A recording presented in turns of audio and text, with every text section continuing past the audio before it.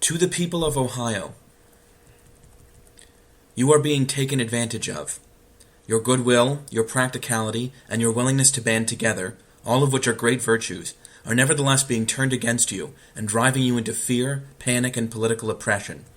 You have been told that Ohio must shut its doors, and that its citizens must abandon the full lives which they once enjoyed, in order to prevent the outbreak of a deadly virus. I hope today to convince you that the proposed remedy is worse than the disease, and that far from making things better, submitting to the unilateral actions of our governor will cost more lives, cause more suffering, and condemn all of us to lead half a life for months and even years to come.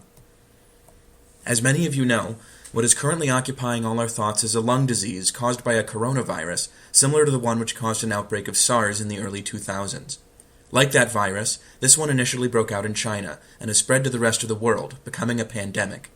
Also, as in the SARS outbreak, there is no vaccine for this virus, and development of a vaccine is uncertain and carries a risk that even once developed it may not be effective. Worse yet, COVID-19 has spread much faster and farther than SARS, leading medical professionals to estimate that it will take millions of lives rather than hundreds.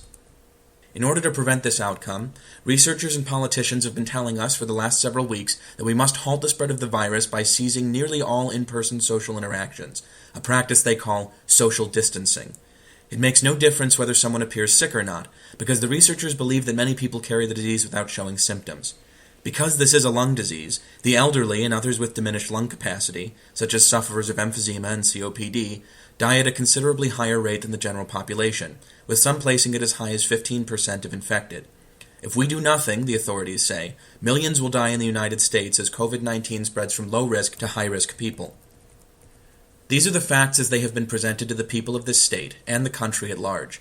In accordance with this view of the current situation, state governors across the country, starting in Ohio, have begun to issue executive orders forcing the closure of schools, restaurants, gyms, hair salons, and essentially any place where people congregate for commercial or social reasons.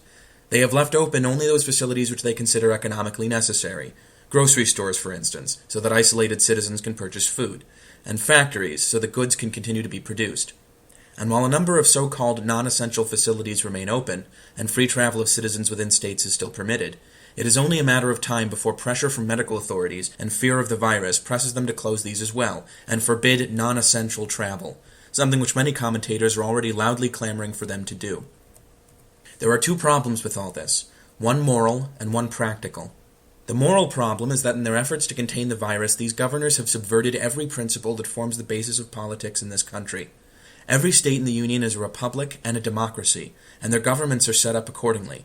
These governors, beginning with our own Mike DeWine, have felt free to bypass the state legislatures and make sweeping decrees prohibiting social and economic activity through the medium of executive order.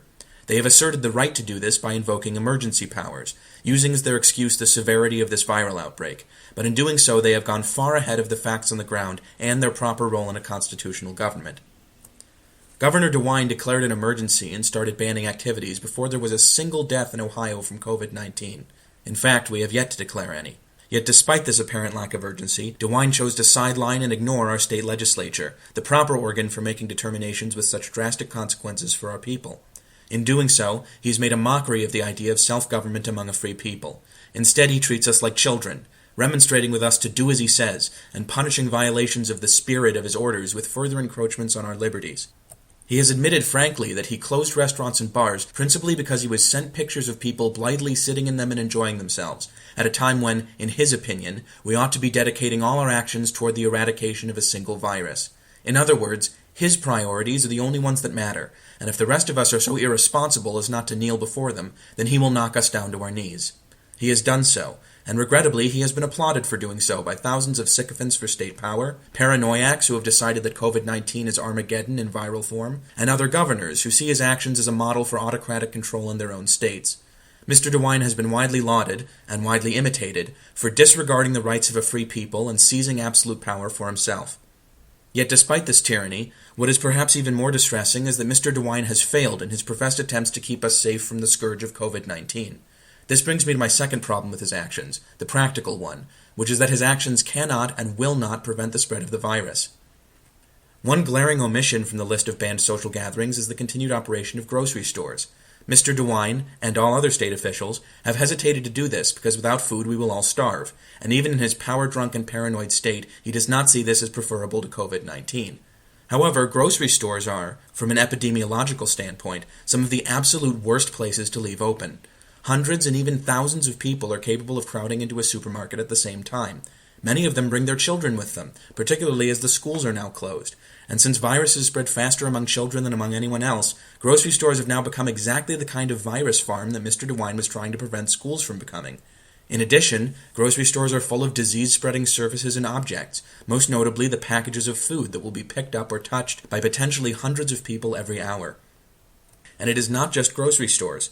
For economic reasons, Mr. DeWine has felt obliged to keep factories and warehouses open, even though these places require a workforce of many people to talk to and work with each other in the same room.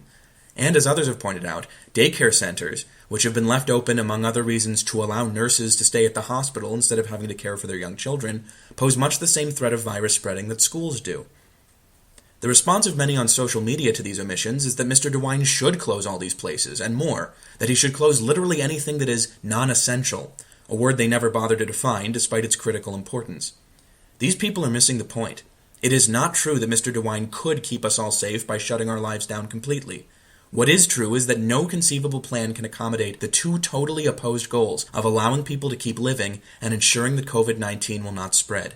As long as two people in the state are alive, there is a chance that one will infect the other. The truth is that much of the risk has already happened, and is therefore unavoidable no matter what we do. COVID-19 broke out in China more than 3 months ago, and was present in the United States for at least a month before the bans were declared. Mr. DeWine's office says as much through the medium of his health official, Amy Acton, who has claimed that between 50 and 70% of Ohio citizens already have coronavirus. That figure was used to justify these draconian measures, but in fact it does the opposite. It suggests that preventing the spread is literally impossible at this point, and the battle, such as it is already lost. Perhaps Ms. Acton is wrong about this figure. But if something we're being told about coronavirus is wrong, the estimate of how many of us are infected is no more likely to be the culprit than many other estimates relating to its contagiousness and lethality.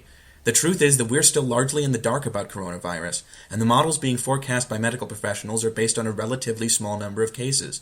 If they're correct in thinking that many more people have the disease than have reported it, then the true fatality rate is far lower than they've claimed. On the other hand, if they're right in thinking that this virus is 20 times as lethal as influenza, then it is simply not possible that it is widespread in Ohio and yet has not caused a single observed death.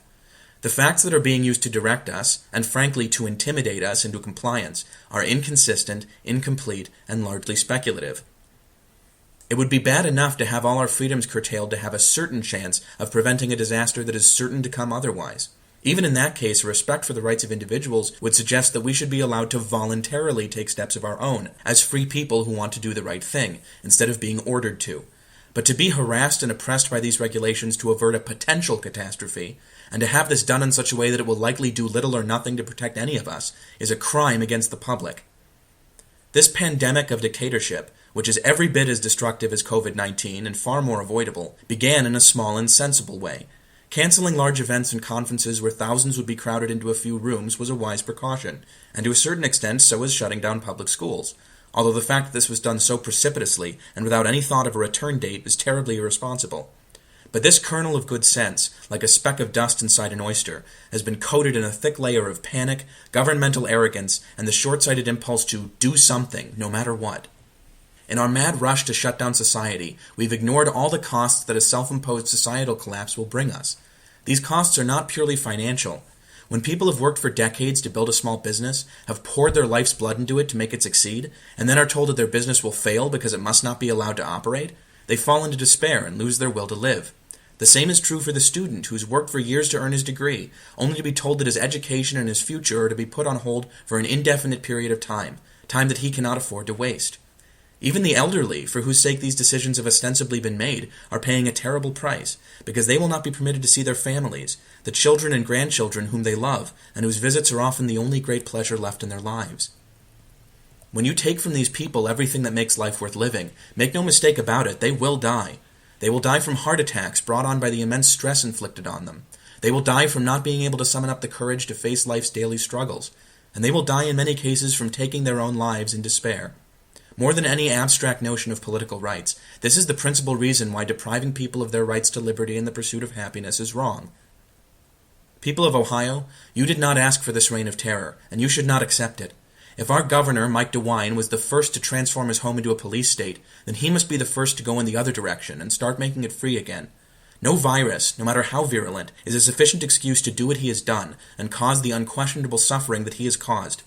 I urge you to write letters to him, and to your congressional representatives as well, telling them that they must retreat from the totalitarian stance which they have adopted. America is a free country, and Ohio is a free state. Our past success was founded on our belief that freedom and not state control was our strength.